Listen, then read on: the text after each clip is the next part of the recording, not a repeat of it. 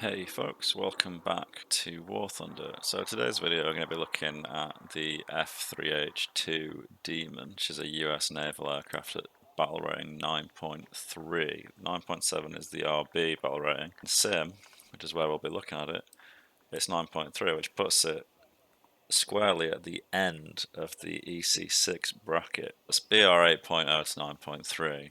So you'll see all that kind of subsonic guns only stuff for the most part. But people tend to main the more meta aircraft, and this fits into that category. It has radar, as you can see it actually has AIM-7s. It's the only thing in this bracket to have Fox 1s. But I do have to say that they are not all they're cracked up to be. It takes them that long to start tracking off the rail that most of the time they're useless. Like, they don't have that much range. But if you get too close, then they don't have the room to maneuver once they've actually kicked in their seeker. So there's a very tiny window where you can actually utilize them correctly. And often that's so rare that you're better off just taking 4 AIM-9s. Speaking of the AIM-9s, they are AIM-9Bs. When you get this thing, you might notice that it can actually take 2 AIM-9Bs stock. But the thing is, you have to buy the ammunition first, otherwise it won't appear. So I was basically screwing myself over for no reason for a good few hours when I first started flying this thing. So it's a one-circle fighter mainly. It can rate some really slow stuff like Super Mysteries. It doesn't have the best thrust-to-weight ratio ever. It's a bit of a bus. Takes a very long time to accelerate, and its top speed is only marginally higher than the MiG-17. You have to be careful. It's a hit and run thing, really. You can force overshoots, but if you miss the reversal cue and you miss the shot when they've passed you, your only real option is to run away, because you bleed so much speed in the turn. Before too long, you'll be a sitting duck and they'll just end you, and you'll see that in the footage as well. Rambled on for too long now, so let's just hop straight into the footage. Okay, so hopping straight in. This is one of the first games I was in. I'm completely bone stock, and I'm going for an IL-28 when an A32 jumps me. So immediately start focusing my attention on the guy behind me, and as I look back, there's actually a Yak-38 back there as well. So they're both hostile. The Yak has missiles which are very potent, so I need to focus him if I can. He then immediately team kills the IL-28, which tells me that he's probably a premium noob that doesn't have a clue what he's doing, which kind of puts me a little bit at ease.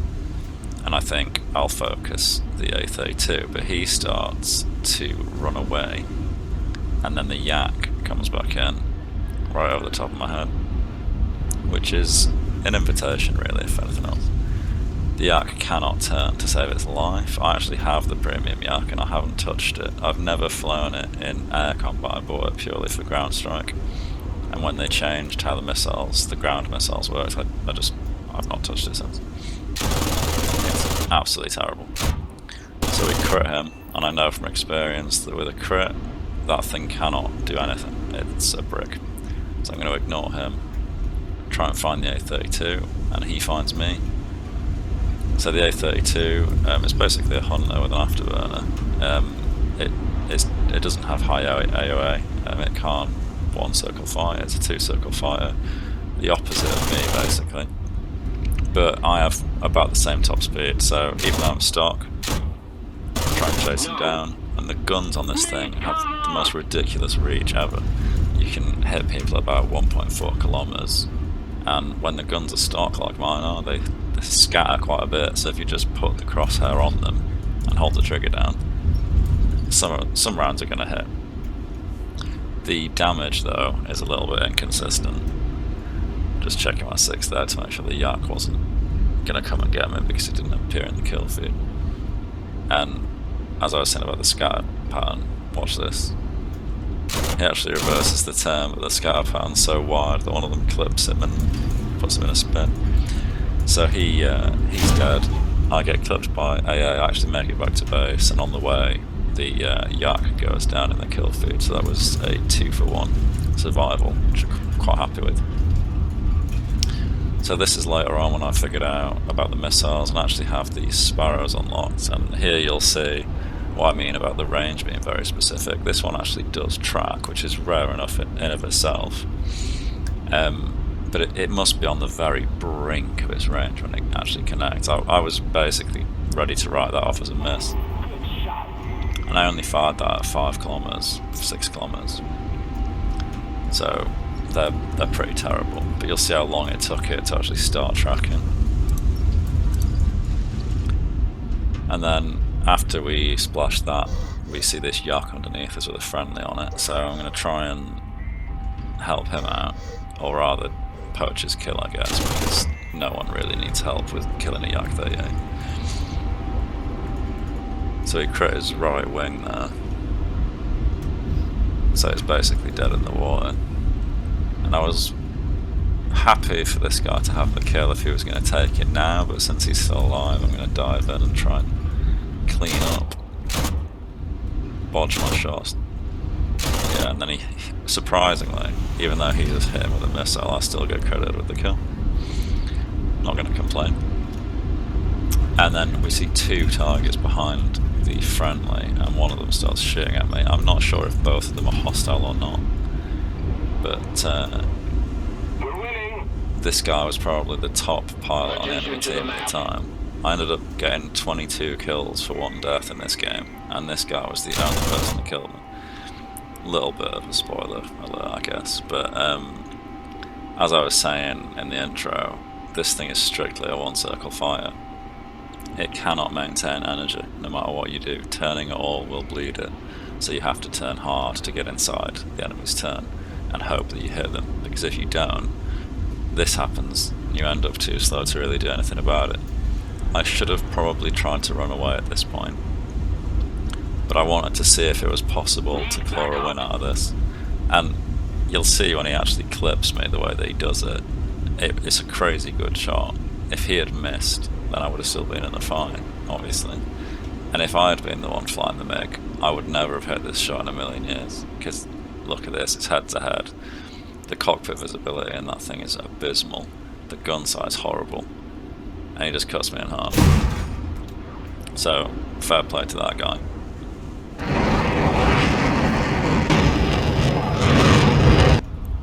Moving on, and we see tracers to our lower left, so I'm going to dive in to investigate. Unfortunately, the radar can't see things if you're looking down at them. It's basically only worth having when you're below and looking up at stuff. But I can tell as we get closer We've captured a zone. that the front guy is the enemy, and it's another MiG-17. Awesome.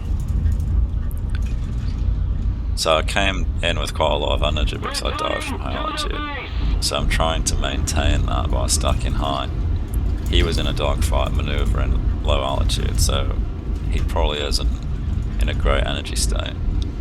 So while I am, I can actually abuse the altitude, turn it into potential energy, and keep myself in this fight for a little bit longer. Need backup.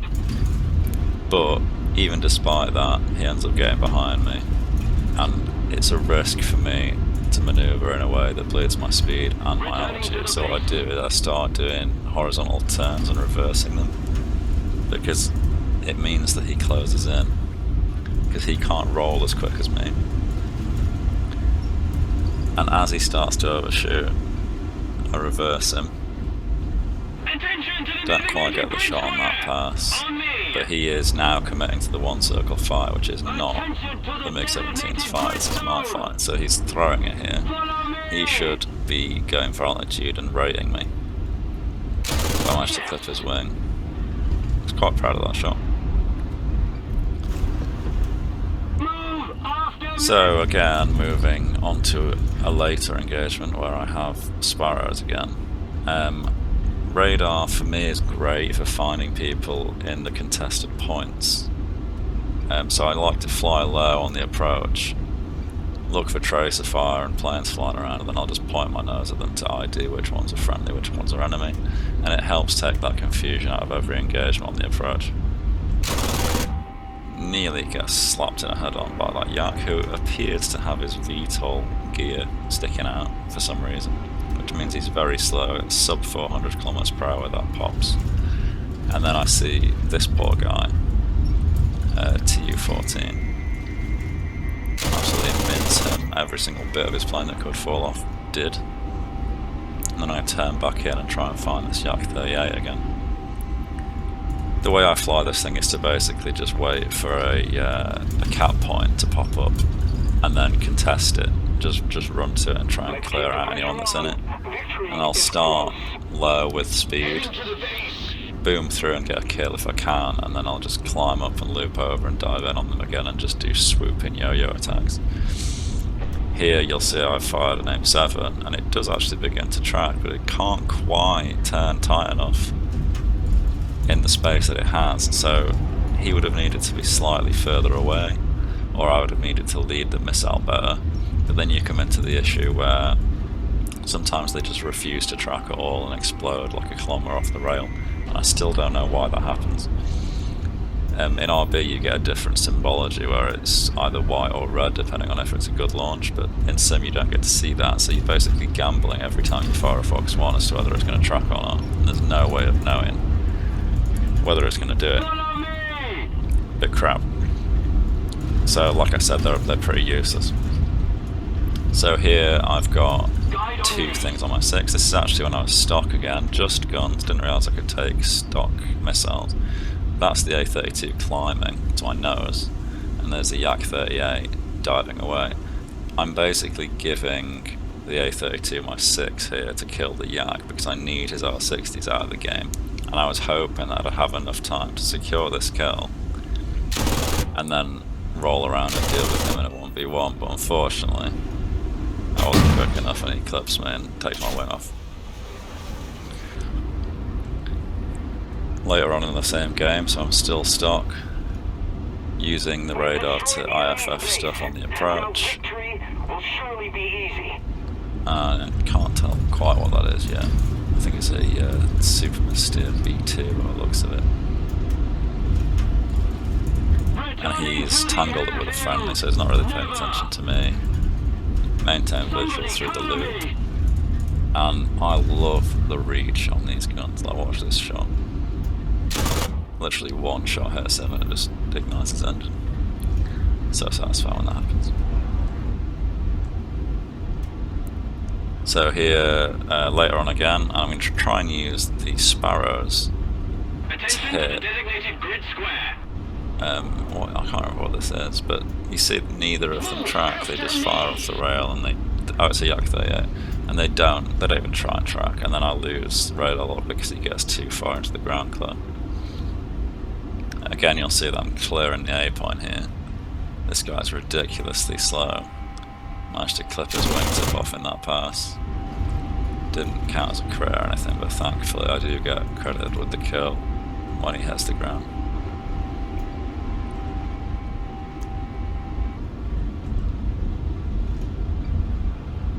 Right, so this, if I remember right, is a JU-288. It's massive, it has a huge radar cross-section, it's slow as balls, and yet somehow the AIM-7s just refuse to track. They fly 1.5 kilometers off the rail, they detonate. Like, that is so frustrating, the fact that every time you have a perfect setup on a target that you could gun kill, the missiles fail. They're just not worth having.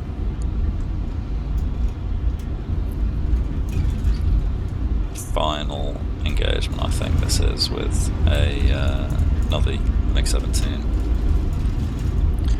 He seems to lose visual on me straight away, so this ends up being a very easy mop-up kill, and then it will round off the end of the video. So thanks a lot for watching, folks. If you enjoyed this, let me know in the comments. If you want to see anything else from EC6 explored, then I'm open to suggestions. I'm actually quite enjoying flying an EC6 at the moment.